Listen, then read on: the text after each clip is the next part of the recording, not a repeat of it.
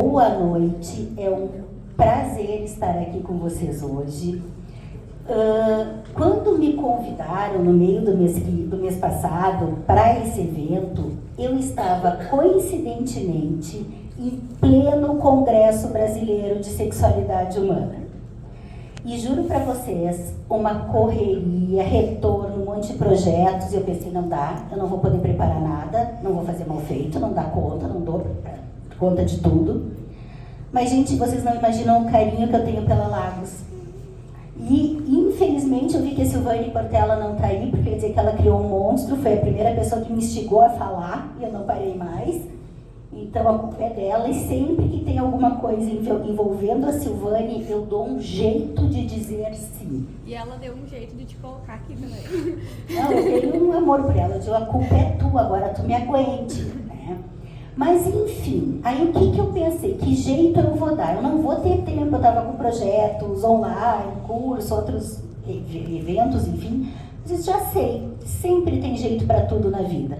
Eu vou falar um pouquinho sobre as coisas que me chamaram a atenção no congresso. Já que eu estava lá, vou compartilhar com vocês.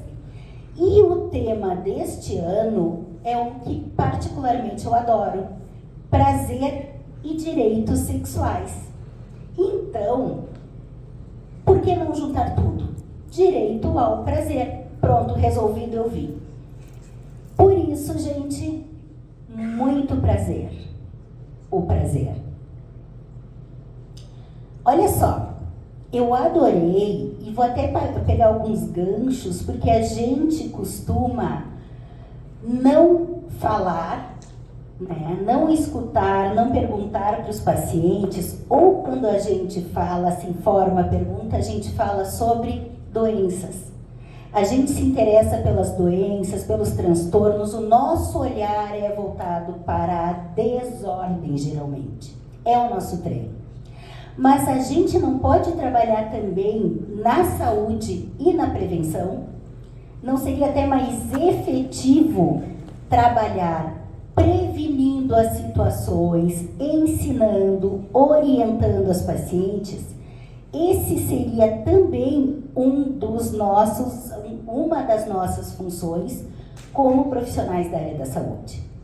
E muitas mulheres, agora entrando diretamente, nem sabem que têm direito ao prazer, que podem ter prazer. Geralmente, as mulheres são orientadas a nem se conhecer. Quanto menos, como disse antes o Marcos, né, a mulher é passiva, a mulher é responsiva, a mulher tem que evitar. Então, como ela vai ter direito, como ela vai buscar o prazer? E se a gente pensar, eu vou perguntar para vocês. Eu esqueci de dizer que eu costumo falar informalmente, tá? Eu comecei a ser formal, já não era eu digo, não, já estou me perdendo aqui, já esqueci. Então, vamos voltando. Pensem comigo, por que é que a gente transa? Vocês transam só para reproduzir. Eu sei que todo mundo aqui, embora tudo novinho, vocês viram ali, ninguém transa ainda. Mas quem transa é só para reprodução. Não, né? A gente transa porque é bom, porque dá prazer.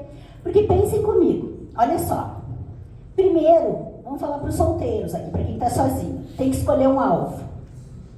Aí se vai naquele esquema que o Dr. Marcos estava falando antes, né? Os homens são os que vão atrás.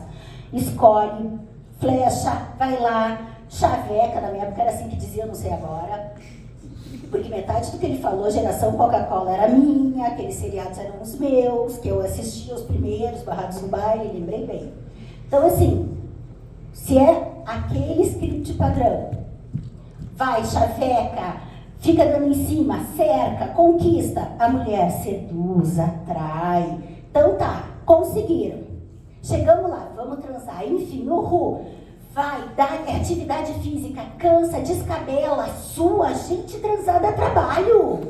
Transar dá muito trabalho, cansa e desgasta. Vocês acham que a gente ia ter esse trabalho todo se não fosse por prazer? Vamos combinar, né? Vamos assistir o Netflix, então. Aliás, eu vou contar para vocês que tem pesquisas que afirmam que a frequência sexual vem decaindo e, pasmem, a frequência sexual dos homens decaiu mais em proporção com a frequência sexual das mulheres. Vocês já ouviram isso? E vocês sabem por quê? Justamente essa preguiça. E pós-pandemia o povo se acomodou. Gente, os homens têm ficado jogando videogame, ó, piazada aí. Jogando, abra o nome desse videogame, pensem bem. Jogando videogame, assistindo Netflix, em vez de transar porque tem preguiça. É mais cômodo. Então pensa, tem que ter prazer nessa história toda pra gente passar por esse desgaste todo. Mas, e as pacientes com dispareunia, vaginismo, anorgásmicas, que tem que passar ainda por todo um processo de tratamento, de investimento, de tempo, às vezes financeiro, o desgaste emocional, vocês acham que elas iriam se submeter a tudo isso se não fosse prazer? Ok, muitos poderiam me dizer aqui, Daniela, tu estás enganada. Estas mulheres vão atrás de tratamento para resolver os seus distúrbios sexuais em função de adquirir um relacionamento ou manter um relacionamento que elas já têm. E como terapeuta de casais também, eu vou ter que concordar. Eu teria que concordar com vocês. Muitas das mulheres, inclusive, se submetem ao sexo para ter um relacionamento. Elas têm fazem o sexo para ter afeto. É quase que uma troca, ou submeter-se. Mas se a gente pensar mais a fundo, será que elas sabem que elas podem ter prazer? Será que elas foram, como o Dr. Marcos falou, orientadas para isso, endossadas para isso, educadas para se apropriar do seu prazer? Muito dificilmente. E quanto mais resistentes, quanto menos vinculadas ao sexo, quanto mais transtornos podem olhar, que mais na base da educação delas está essa ou falta da conversa, ou os mitos passados através das gerações. Então, gente, pensando em tudo isso, eu quero trazer para vocês dois slides aqui da OAS, Organização Mundial pela Saúde Sexual. Tá? Eles instituíram o Dia Mundial da Saúde Sexual. Eu vou ler com vocês. Em 2010,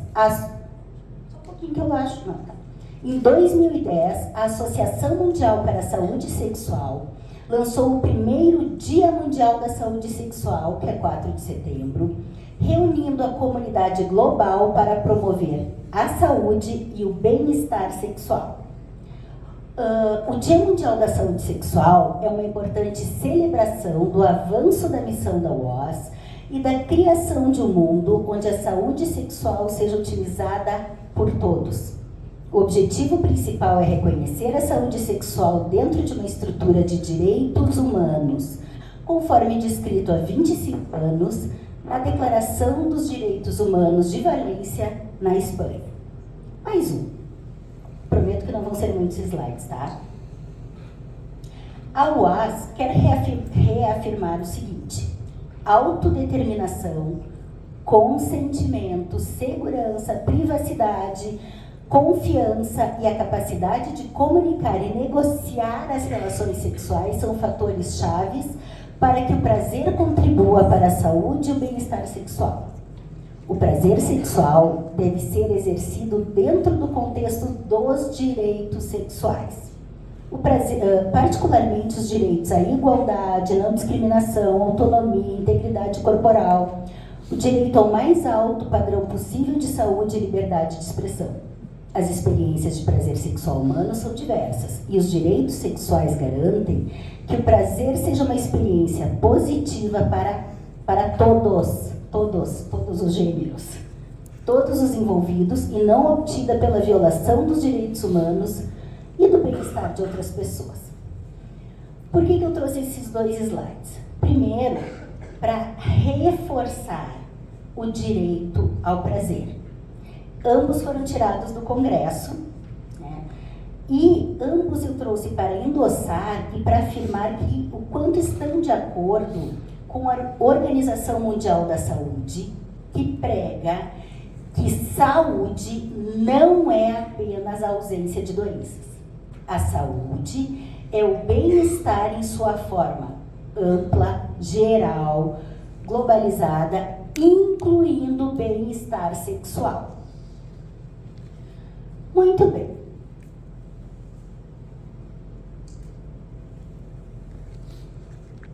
A pessoa que está sem óculos de perto não se dá muito bem.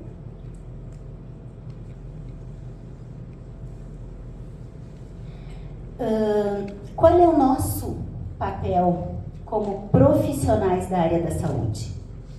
Pensando em prevenção, em saúde, não em doença. O nosso papel básico é informação, endosso e autorização.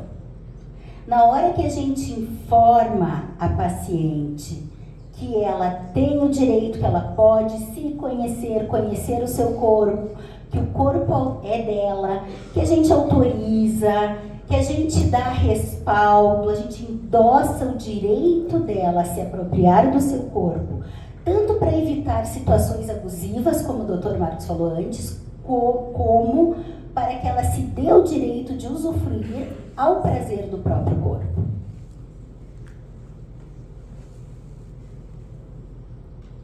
E aí, gente, tem um probleminha.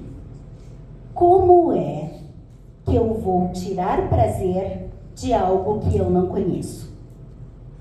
E mais, como é que eu vou tirar prazer de algo que muitas vezes eu considero sujo, nojento, pode machucar, isso aí não é para tocar? Como é que eu vou tirar prazer disso? Se eu não posso nem olhar, nem tocar, nem encostar, né? E aí, principalmente, se a gente ouve uma vida inteira esse tipo de frase. Tira a mão daí, guria. É feio. Vai machucar. Não bota a mão que vai machucar. Olha só, aí está a semente do medo. Aí está a semente de ninguém pode chegar perto que machuca. Fecha essas pernas. Ai, botou a mão, cruzes, que nojo, é nojento. Para, não é assim, que feio. Como é que eu vou tirar prazer? Como é que eu vou me permitir ter prazer com algo que é nojento, que é feio, que é sujo? Sem falar, vocês já pensaram no sexo oral? Não é o que a gente mais escuta do mulherio, não deixa de fazer sexo oral em mim, tem cheiro. Gente, tem cheiro característico de vagina. Vocês tomam banho, né? Tem que dizer, toma banho, tá tudo certo. Vai lá.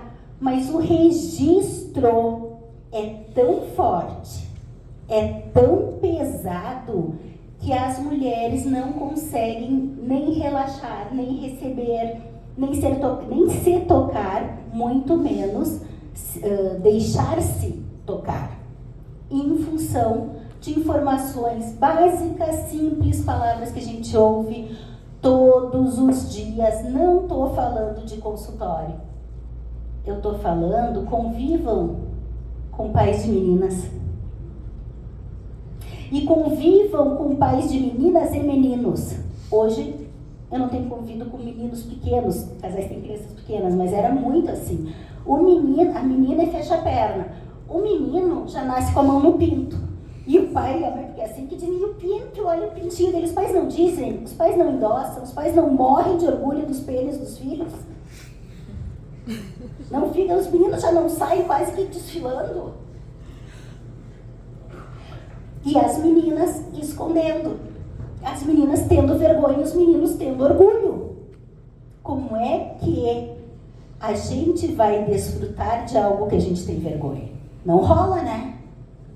E aí, eu vou me apropriar um pouquinho de algumas frases e vou trazer para vocês uma fala que eu achei interessantíssima lá em Curitiba, que é de uma ginecologista, sexóloga, que trabalha há mais de 20 anos com mulheres, muitas com dispareunia e vaginismo.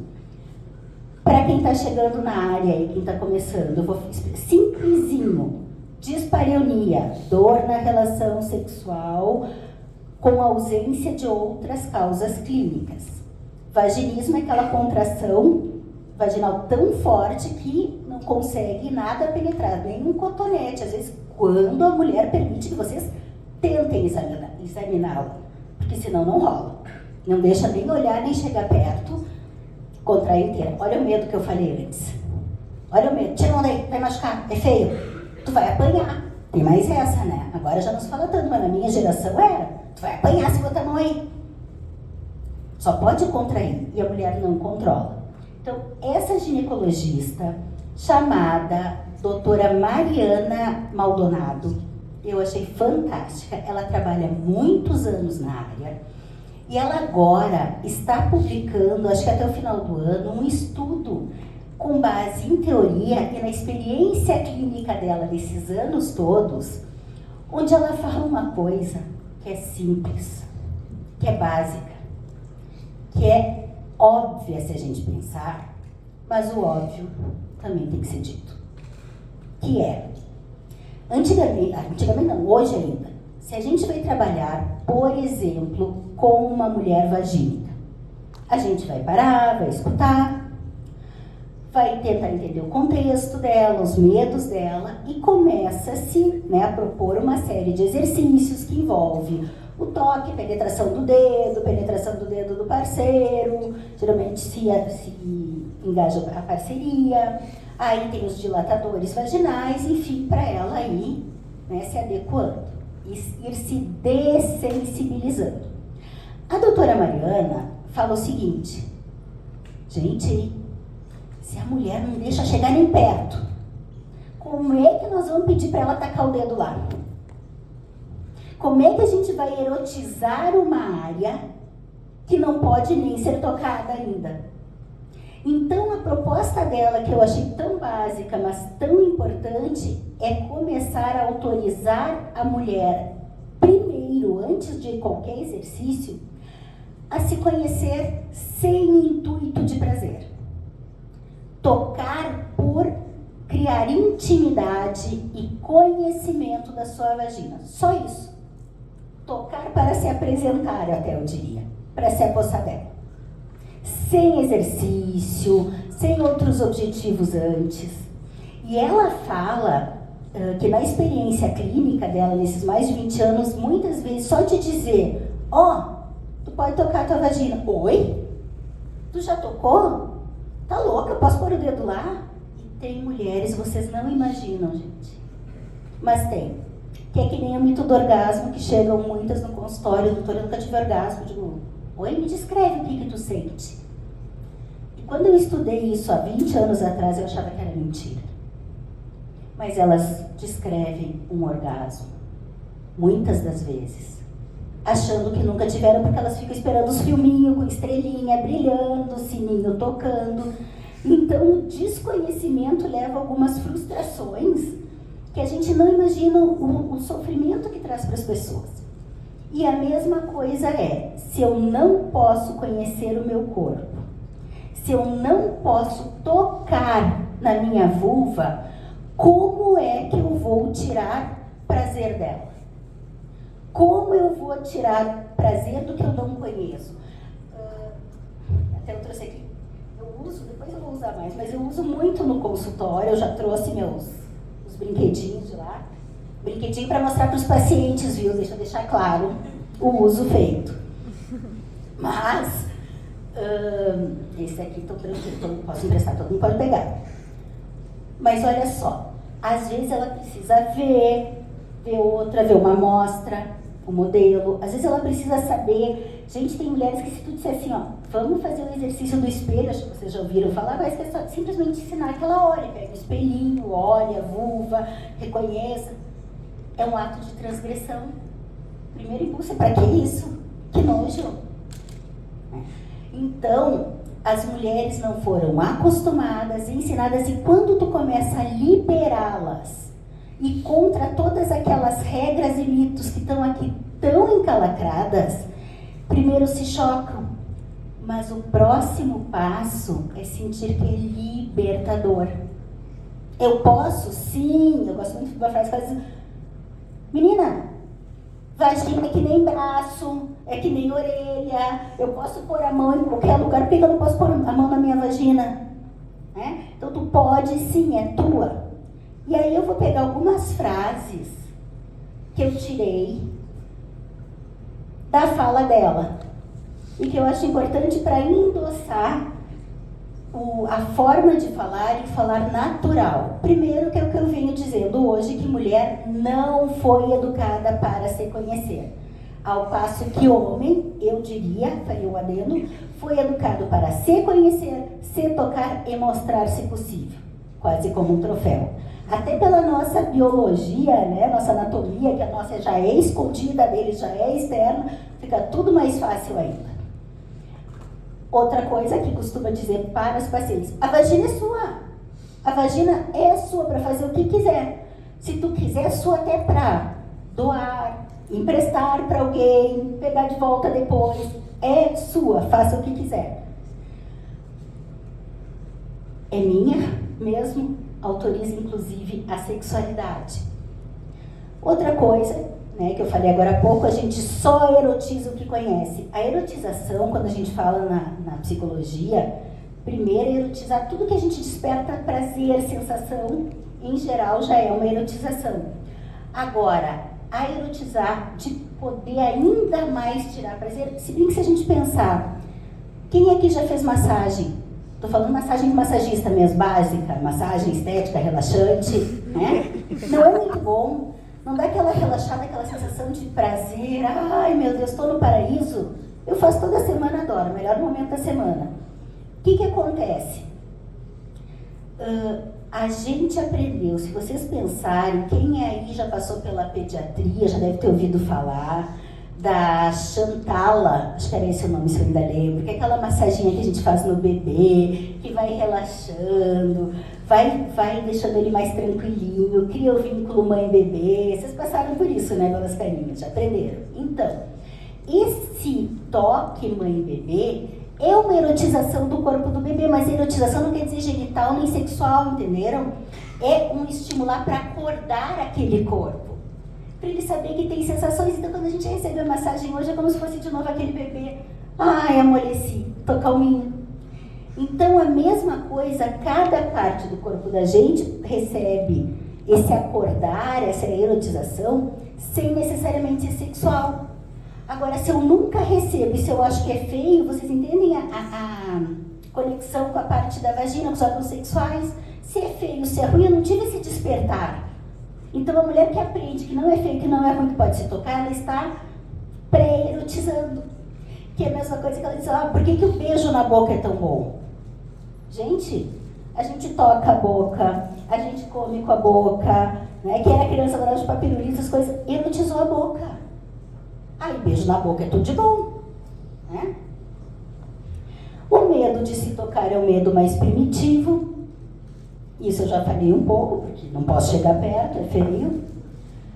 E se a gente não conhece as sensações que a vagina é capaz de despertar fora do sexo, a gente pode ter uma conta para pagar lá na frente. Muito bem.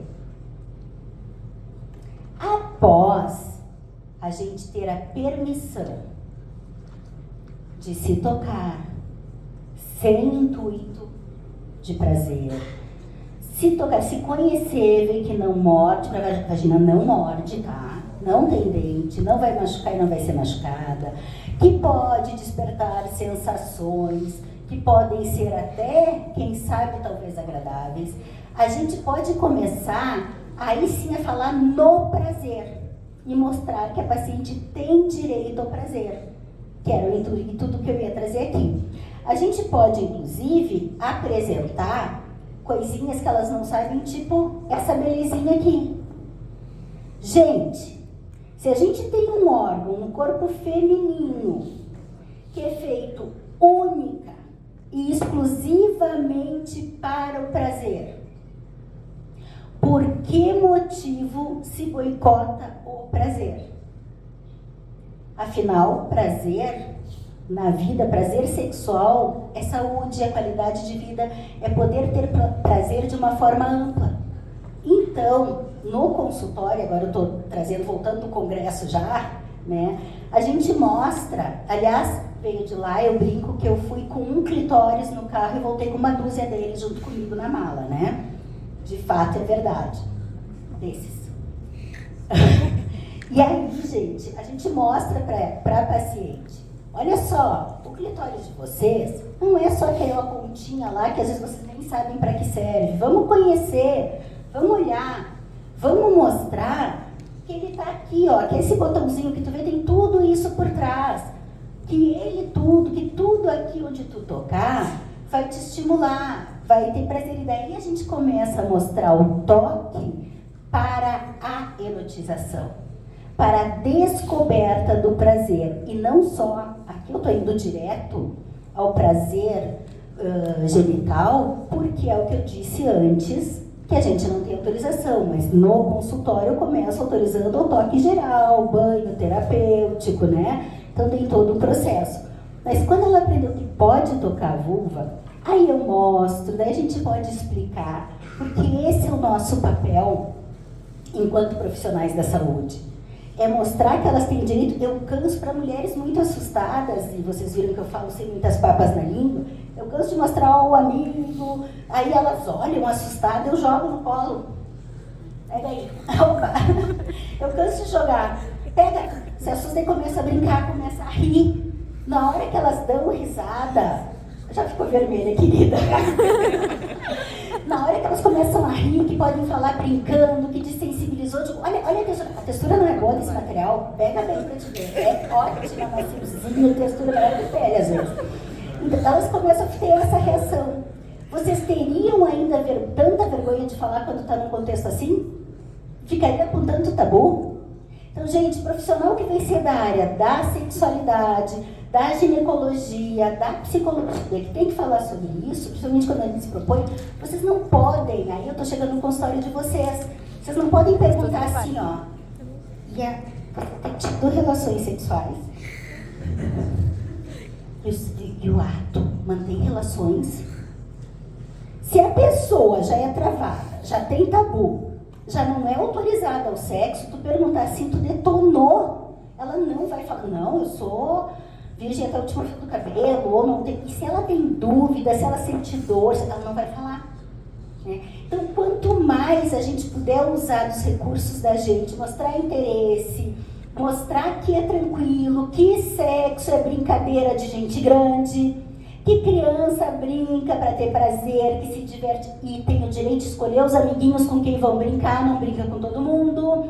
Então, no sexo, que é a nossa brincadeira de gente grande, a gente tem direito de brincar, de se divertir, de ter prazer e escolher os amiguinhos e amiguinhas com quem nós vamos brincar. É a mesma história. E aí tu relaxa. E eu sei que vocês poderiam me dizer, Daniela, para ti é fácil, né, falar tudo isso? Tu tem 45 a 50 minutos semanais com a tua paciente, tu vai lá, tu vai perguntar tudo e tu vai ter tempo, que é uma bênção de trabalhar. Nós, consultório de ginecologia, não temos isso. É uma paciente atrás da outra correndo, eu sei que tem tempo, eu sei que tem questão de convênio, tem um monte de coisa, serviço público.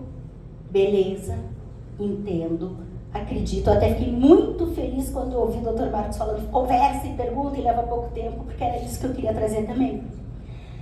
Vocês não precisam fazer essa novela toda aqui. Mas se na hora que vocês estão examinando a paciente, ela está lá, deitadona, conversa. Não precisa ficar aquele climão. Tu pode perguntar coisas do tipo, tu já olhou tua vagina? Tu já tocou tua vagina?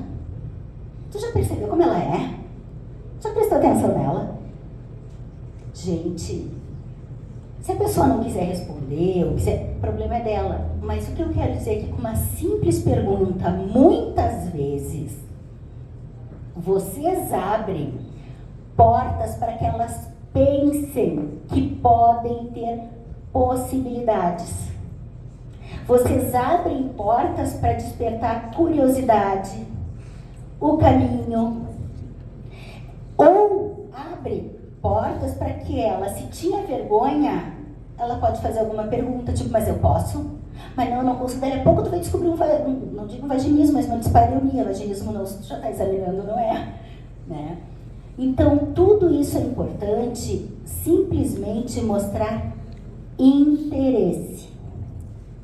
Mostrar que elas têm um caminho e que se elas falarem alguma coisa no sentido de dificuldades, de dores, de medos, vocês têm uma porta aberta, se não para tratar ali, que às vezes não dá tempo, encaminhar para profissionais que tratem especificamente das áreas sexuais. Então, esqueci se tem mais um slide, eu acho que não. A partir disso, eu me empolgo falando. A partir disso, voltando ainda que eu tinha dito antes, se é feio, sujo ou proibido, se nem eu posso tocar, como tirar o prazer desse órgão. E à medida que a gente abre as portas, que a gente permite à mulher o conhecimento do próprio corpo, a gente dá a chance de ela descobrir que ela pode ter prazer, eu só posso encerrar dizendo que seja bem-vindo o tratamento pelo reforço da saúde e do prazer. Bom prazer a todos. Antes de eu encerrar, as gurias nem estão sabendo, só contei para uma, eu trouxe do congresso um presentinho para elas sortearem aqui, que é um chaveirinho de clitóris. Olha só. Esse foi pensando em vocês. Eu adoraria poder trazer vários, mas eu disse que eu voltei com a mala cheia de clitóris. Porque quando eu postei no meu Insta profissional, que eu estava comprando, todo mundo começou a encomendar. Eu acabei com os clitóris no congresso. Pensem comigo que bênção. Aí tu conhece teu corpo. A mulher conheceu. Cada um agora para ganhadora. Conheceu o corpo. Aí já sabe o mapa. Porque você sabe, aqui tem em torno de 8.000 feixes de terminações nervosas. Aí vem o desavisado. Ou ela não sabe, ou vem o desavisado no seco, tá? Que ele tá entumecido. Né? Aí vai e taca a mão, ele taca o dedão, sem uma lubrificação, direto em cima. Dói ou não dói, gurias? Vamos combinar. Escutem isso, gurizes. Ou outras gurias, né? Enfim, tudo certo. Olha só. Aí, a hora que a gente sabe, tu tá com o chaveiro e leva onde tu quiser. Aí tu, né? Fez todo aquilo que eu falei no começo, o processo, a conquista, a sedução, vamos lá ter o trabalho. Nossa, meu filho, deixa eu te dizer, tá errado. Tá aqui, ó, do ladinho aqui assim, bem lubrificado, fica tão melhor. Olha só, aqui é o mapa, é em volta. Não vai só direto ao ponto, vai ao redor, vai estimulando antes que vai dar mais certo. Então, nada mais justo do que a gente já carregar o mapinha junto com a gente, né? Esse é presentinho pra vocês. Quem pega? Não, das gurias que vão sortear. Depois negocio com a ganhadora do clitóris aí. Tá bom, ótimo. Gente, obrigada pela atenção. Eu disse que eu fiz uma fala informal, pelo tempo que eu tive antes, mas é um prazer estar aqui com vocês sempre. Muito obrigada pela atenção.